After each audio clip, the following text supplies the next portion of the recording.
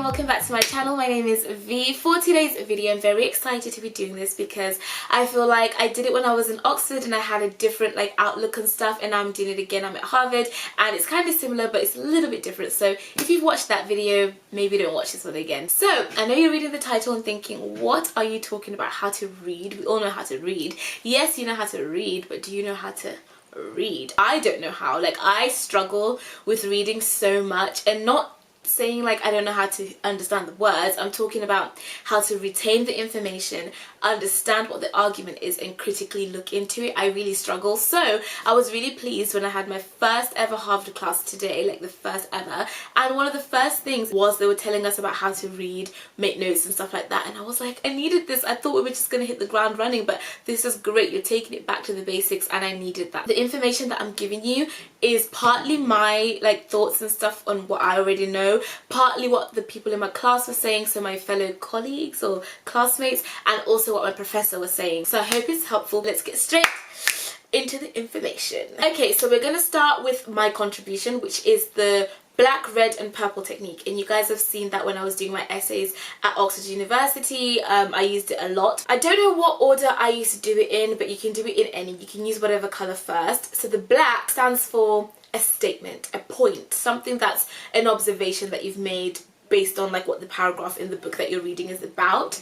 Then the red, which is the most important part in terms of getting correct because you don't want to mess it up. The red is the direct quotation from the person who the work belongs to, so the author or the professor or whoever who wrote the article, the book, whatever. You write down, they said something like, the sky is blue. You write that down in quotation marks in red, and right next to it in bold, put author, date of publication and the page number. That has to be a habit that you do constantly, because plagiarism is harsh and you do not want to write an excellent paper and then you don't put the right reference on who said that piece of information, and then you get marked down. The purple, which is my favourite part, is the most important because it's your thoughts and what you think about what that author said about that statement that's in black. So it's always a massive sandwich of information, a statement, what the author said or a scholar or whoever, and then what your thoughts are. The next thing, this came from someone in the class, it wasn't me. They said, oh no, this was me, this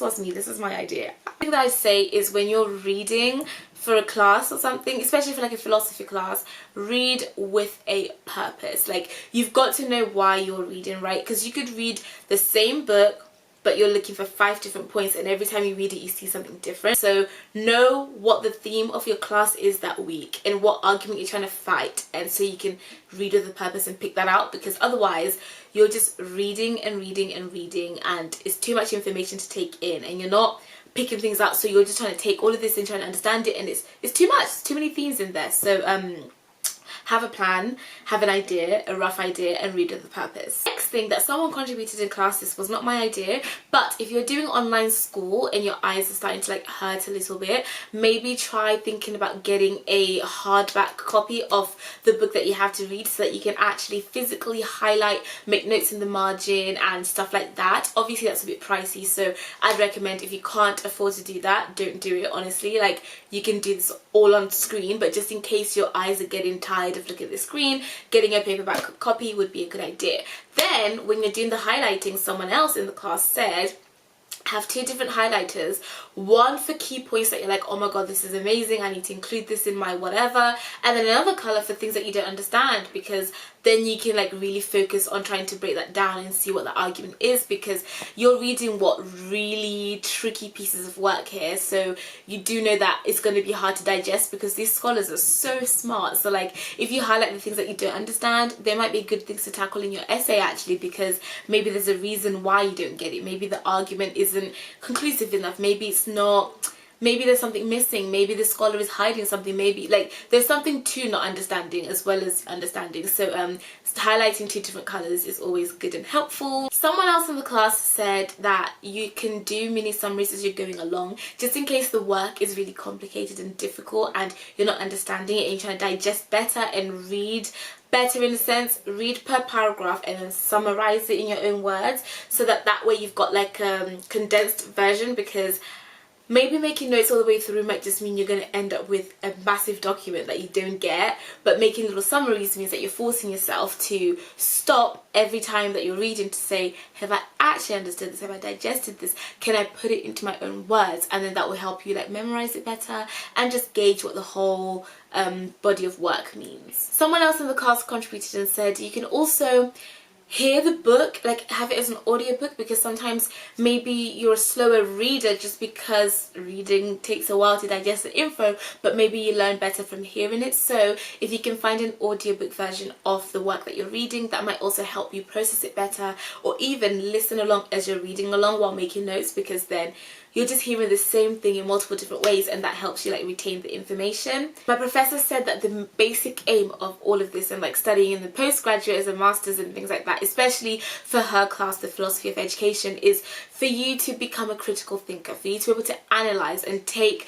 a statement and really break it down and not just take everything at face value. So when I'm going to be reading the works of people like Plato and stuff, trying to understand the beginnings of education, what it means, how it means to learn, all that kind of stuff, I really have to be able to really process what I'm reading about, because I've got to critically engage with it and argue against it and bring forth my own ideas and things. So the advice that I was given in that class, I was like, oh my gosh, I can't wait to use this, because I'm a very slow reader. Like, I'm the slowest reader that I know, and I have to reread the same page over and over before I get it, and sometimes I fall asleep. Like, it's just writing the stuff I'm good at, but the reading part, like right now I've got 2 books to read and I'm just like, I'm dreading it. It's for my critical thinking class tomorrow, but what can you do? Oh, they told us about this chart called the KWL chart. You can Google it, and it's basically like a table of what do I know, what do I want to know, and what have I learned. And they said that another element of it is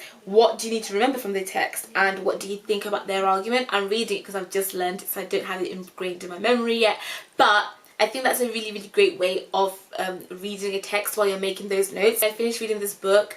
What further information do I need for me to be able to write that paper, for me to be able to critically engage with that argument, all that kind of stuff. And then when you're done actually reading, reflecting back on, so what did I actually learn, so that by the end of it you have something like this. I don't know if you can see this, just a little chart. My writing is really horrible, so we're gonna not have that on screen for too long. And then yeah, the other sides are add what you remember from the text, because now you're remembering what the scholar said, and then write down what you think of the argument. And that kind of resembles my black, red, purple technique, where you're constantly taking that information, digesting it in different ways. What do I think? What do they think? What do they say? What do they miss out? What they're trying to hide? What they're trying to like promote? Like, but why? Like, what's their purpose? Why do they write this text? Constant questions go through your mind when you're reading, and that's how you like critically read, you know?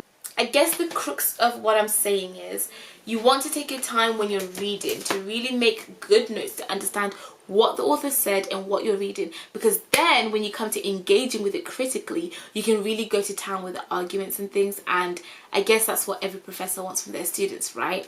So that is the advice that I've got, because reading is hard. Like, trying to read scholarly articles or philosophical documents or books and things is heavy, and sometimes you don't want to concentrate and you can't focus, and that's me all the time. Like, the amount of times that I've started to read and just stopped because I'm like, this is too much, a lot of times. And I struggle with reading, I'm a bit slower, so this was the most helpful thing. I was like, oh my gosh, I'm ready. Like, I'm ready to go now. I'm ready to go in there, do paragraph by paragraph, make my little summaries, just take it slow. I always try to read all in one go, and it doesn't stick. So I'm gonna give these tips a shot. You guys should as well. Let me know if they are good or healthy or like helpful or whatever. There's gonna be a lot of videos coming from me, just random things that I'm learning along the way, and I hope you guys are open to receiving that.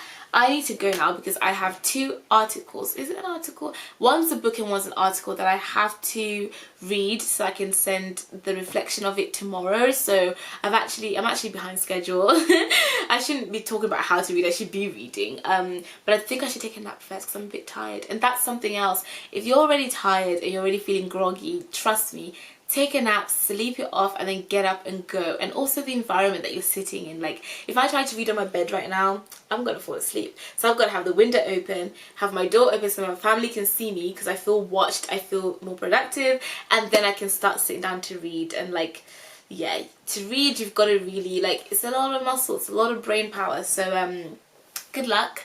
Comment down below if it's helpful, and I'll see you soon. Bye.